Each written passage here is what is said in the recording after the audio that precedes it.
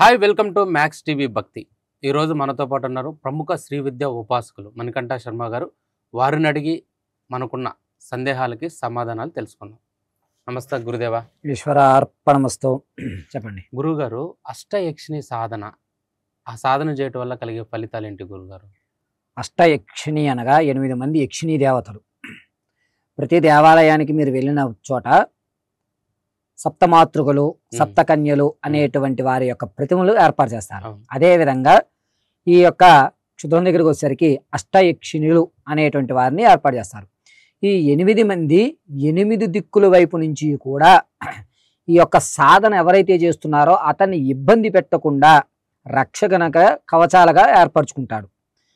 రెండోది, ఈ యక్షిణి అనేటువంటిది వాయువులో వెళ్ళడం వల్ల మనం వెళ్ళనటువంటి స్థలానికి కూడా వీటిని ఉపయోగించి అక్కడ ఏమి జరుగుతోంది అనేటువంటిది మనం గ్రహించడానికి ఉపయోగించుకునేటువంటి ఒక సాధన. అంటే మనం చెప్పాలంటే చాలా దూరంలో ఉన్న వస్తువుని మనం బైనోక్యులర్లో చూస్తుంటాం. ఇలా ఒక స్థలంలో కూర్చుని మరొక చోట ఏం జరుగుతోంది అనేటువంటిది తెలుసుకోవడానికి ఇతను తన యొక్క శక్తి అయినటువంటి యక్షిణి అనేటువంటి ఆరాధన చేసి ఆ యొక్క యక్షిని అక్కడ పంపించి ఏం జరుగుతోందో చూస్తూ ఉంటారు లైవ్లో.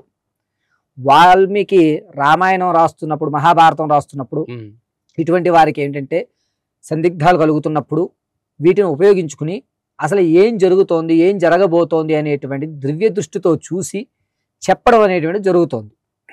మహాభారతం రాస్తున్నప్పుడు కూడా ఆయన జరుగుతున్నది చూసి రాయడానికి గణపతిని ఏ విధంగా అయితే నిర్ణయించుకున్నారో అదే విధంగా యక్షిణి అనేటువంటి దాన్ని మనం ఇక్కడ కూర్చుని ఆ స్థలానికి, అంటే మన యొక్క వ్యవస్థనంతటిని కూడా అక్కడ పంపించడానికి ఉపయోగించేటువంటి ఒక సాధకం యక్షిణి.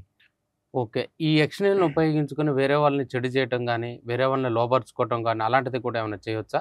దాన్ని యక్షిణిలోకి రాదు, అది విద్య మళ్ళా వేరు. దీన్ని ఏంటంటే వశీకరణలు, మామూలుగా బ్లాక్ మ్యాజిక్ అని ఉంటారు కదా, మ్యాజిక్స్ అనేవి 4 ఉన్నాయి. మొట్టమొదటిది వైట్ మ్యాజిక్. అంటే ఏంటంటే జాతకంలో దొరకనటువంటి దోషం కానీ, చాలా జ్యోతిష్కుల దగ్గర తిరిగిన తర్వాత నాకు ఏ పని కావడం లేదండి, అనవసరంగా ఖర్చు పెడుతున్నానండి అంటారు. ఇటువంటి మొండి వైఖరి దోషాలు ఏమన్నా ఉంటే అవి పోగొట్టడానికి చేసేటువంటి మ్యాజిక్. అంటే తెల్లటి వర్ణంతో ఉన్నటువంటి పూజా విధానం, అంటే ఈశ్వరుడికి భస్మంతో కానీ, తెల్ల జిల్లేడులతో కానీ, లేదా తెల్లటి మల్లి పువ్వులతో కానీ ఇలా అర్చనలు చేసి ఏకకాలంలో నందీశ్వరుడికి శివునికి మధ్య హారతి ఏర్పరచుకుని సాయం సంధ్య వేళ ఆ దర్శనం గావించి తెల్లటి పుష్పాలతో అర్చన చేయడాన్ని వైట్ మ్యాజిక్ అంటారు. దీనివల్ల జాతకంలో దోషాలు పోతాయి.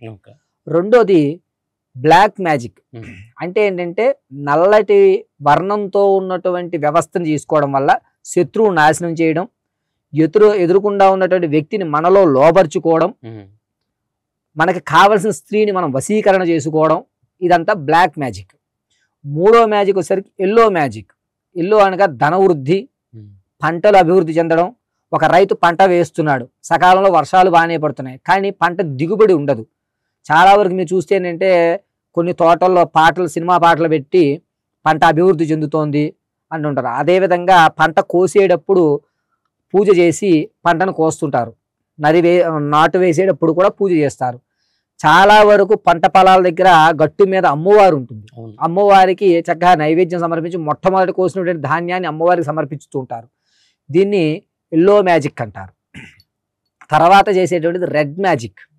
రెడ్ మ్యాజిక్ అంటే ఏంటంటే వంశపారిప్రాయంగా, అంటే రెడ్ అంటే ఎరుపు, మనలో ఉన్నటువంటి ఎరుపు ధనము వంశపారిప్రాయంగా వస్తున్నటువంటి రోగాలు అక్కడతో ఆగిపోవడం, మోక్ష వ్యాధి కానీ లేకపోతే మెడవంకర్లు కానీ ఇటువంటివి వంశపారిప్రాయంగా ఏదన్నా వస్తే తర్వాత తరానికి రాకుండా రెడ్ మ్యాజిక్ అనేటువంటిది చేస్తుంటారు. ఈ రెడ్ మ్యాజిక్ అనేటువంటిది చేయడం వల్ల శత్రువులు మన వైపు అసలు చూడరు.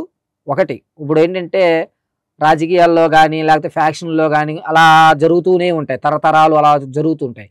ఇటువంటి తర్వాత తరానికి రాకుండా ఏర్పరచుకోవడాన్ని రెడ్ మ్యాజిక్ అంటారు. ఇలా 4 మ్యాజిక్లు ఉన్నాయి. ఈ మ్యాజిక్లోనే మనం ఏంటంటే స్త్రీని వశీకరణ చేసుకోవడానికి ఊర్వశి సాధన అనేటువంటి చేస్తారు. అంటే ఏంటంటే శత్రువుని గెలవాలి అంటే భూమి మీద 2 విషయాల్లో గొడవలు జరుగుతాయి. ఒకటి అయితే ధనం లేదా స్త్రీ, ఈ రెండిటి గురించి మాత్రమే ఈ ప్రపంచం చుట్టూ తిరుగుతుంది. డబ్బు కోసమైనా తిరగాలి, లేదా ఒక ఆడవాళ్ళ వ్యవస్థ గురించి అయినా తిరగాలి. కాబట్టి శత్రువుని ఓడించడానికి పూర్వకాలంలో ఊర్వశీ సాధనాన్ని చేసి ఆవాహన చేసి ఒక అందమైనటువంటి అమ్మాయిని అవతల రాజ్యానికి పంపించి తన వైపుగా తిప్పుకునేవారు. దీన్ని ఊర్వశీ సాధన అంటారు.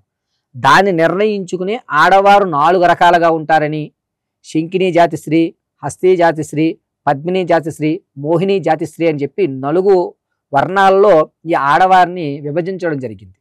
ఇది ఊర్వశీ సాధన చేయడం వల్ల ఎదుట ఉన్నటువంటి శత్రువుల్ని ఆ యొక్క రాజ్యం గుట్టుమట్లు తెలుసుకోవడానికి మన దగ్గర ఉన్నటువంటి ఒక అమ్మాయిని ఊర్వశీ సాధన ఆవాహన చేసి ఈ అమ్మాయిలో ప్రవేశపెట్టి తిన్న అక్కడికి పంపించేవారు పూర్వకాలంలో.